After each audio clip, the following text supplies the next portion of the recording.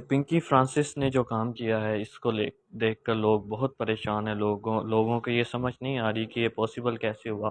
ہم پنکی فرانسس سے ایک سوال کرنا چاہیں گے کہ اگر چلیں انہوں نے شادی کی ہے، لوگ سمجھتے ہیں اٹ از پاسبل، تو میں ان سے بھی یہ سوال کروں گا۔ سب سے پہلے میں پنکی سے سوال کروں گا کہ آپ ہمیں بتائیں کہ آپ نے جب مسیحی نکاح کیا ہے تو اس میں آپ نے ایک وعدہ کیا تھا کہ آپ سے جس پاسٹر نے نکاح کیا اس نے کہا ہے کہ آپ کو خدا جو اولاد دے گا کہ آپ اس کی پرورش مسیحی ایمان کے مطابق کریں گے، تو وہاں پر بالکل آپ نے جی کہا ہوگا کہ جی ہاں ہم کریں گے۔ تو لہٰذا اس کے بعد آپ نے نکاح کیا ہے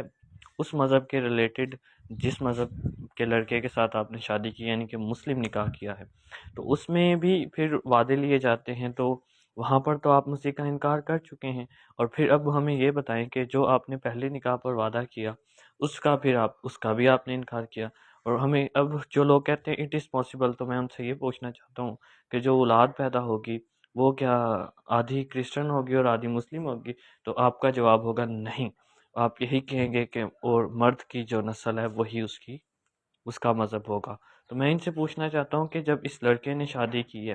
ٹھیک ہے، نکاح کے مطابق، تو اس کا مطلب ہے کہ وہاں پر اس نے بھی کہا ہوگا کہ جی ہاں ہم اس کی پرورش مسیحی ایمان کے مطابق کریں گے۔ تو وہاں پر پھر یہ پہلے اپنے مذہب کا بھی انکار کر رہا ہے، اور بعد میں ہمیں اس نکاح کی سمجھ ہی نہیں آئی، ہم اس نکاح کو نکاح سمجھ ہی نہیں دے کہ آیا یہ نکاح ہے بھی یا نہیں۔ دوسرا، میں ان کے والدین سے پوچھنا چاہتا ہوں کہ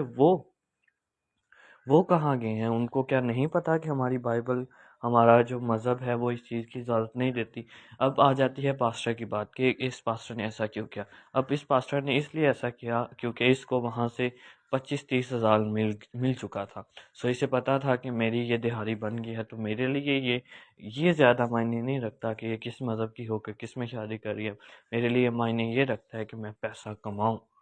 سو میں تو بہت حیران ہوں، اگر کسی کو اس لوجک کی